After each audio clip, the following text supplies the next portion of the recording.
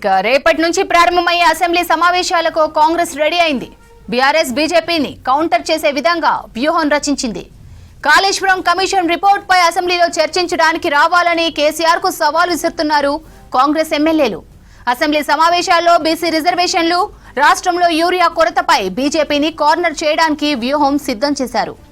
Assembly సమావేశాల్లో కాంగ్రెస్ వ్యూహంపై మరిన్ని details Sharif అందిస్తారు. షరీఫ్, అసెంబ్లీ సమావేశాలకు కాంగ్రెస్ నేతలు ఎలా రెడీ అయ్యారు, వివరాలేంటి? నుంచి జరిగే అసెంబ్లీ సమావేశాలను కాంగ్రెస్ పార్టీ చాలా కీలకంగా భావిస్తోంది. ఎందుకంటే ఇప్పటికే కాళేశ్వరం పైన మొదటి నుంచి కూడా కాంగ్రెస్ పార్టీ ఒకటే స్టాండ్ తో ఉంది. లక్షల కోట్లు అవినీతి జరిగింది, అంతా తానే కేసీఆర్ ఈ రకంగా కాళేశ్వరాన్ని కట్టి డబ్బులన్నీ ప్రజాధనాన్ని అంతా కూడా వృధా చేశారని చెప్పి మొదటి నుంచి కూడా కాంగ్రెస్ పార్టీ అదే అంశాన్ని లేవనెత్తుతూ వస్తుంది. దాంట్లో భాగంగానే ఘోష్ కమిటీ వచ్చినటువంటి రిపోర్ట్ కూడా సంచలనంగా మారుతోంది. ఆ రిపోర్ట్ కి సంబంధించిన అంశాలపైన పూర్తి స్థాయిలో కూలంకుషంగా ఏం జరిగింది అనేటువంటి అంశాలపైన తెలంగాణ ప్రజానీకానికి అంతా కూడా ఈ సమావేశాల ద్వారా చెప్పాలని చెప్పి ఇప్పటికే కాంగ్రెస్ పార్టీ వ్యూహంగా తెలుస్తోంది.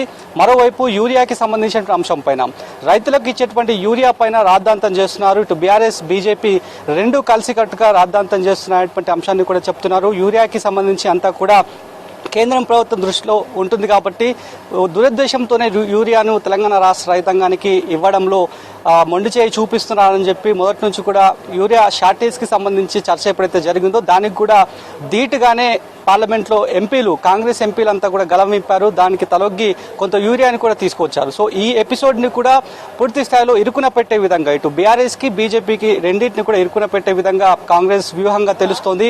మరొక అంశం 42% బీసీ రిజర్వేషన్ సంబంధించి దాదాపు చాలా రోజులు అవుతోంది. అటు కేంద్రం దగ్గర పెండింగ్ లో ఉంది. 9th షెడ్యూల్లో చేర్చాలని చెప్పి ఎంత చెప్పినా కూడా ఇప్పటివరకు కూడా కేంద్రం నుంచి ఏ రకమైనటువంటి సానుకూల స్పందన రాలేదు.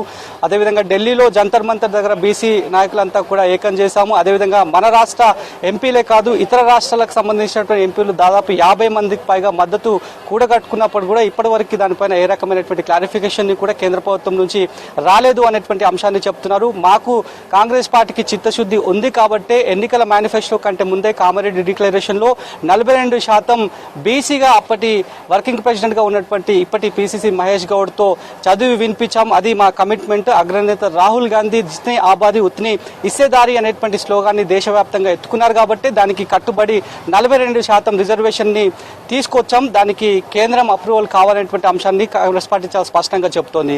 గత మాజీ సీఎం కేసీఆర్ చేయడం వల్లనే ఒక క్యాప్ ఏర్పడింది. సుప్రీంకోర్టు మార్గదర్శకాలు ఉన్నాయి. దానికి అంతటికీ కారణం కేసీఆర్ అనేటువంటి అంశాన్ని కూడా 42% రిజర్వేషన్లు పెంచకపోవడానికి, రాష్ట్ర పరిధిలో ఆ అంశం లేకపోవడానికి కేసీఆర్ కారణం అని చెప్పి మొదటి నుంచి కూడా కాంగ్రెస్ పార్టీ చెప్తోంది.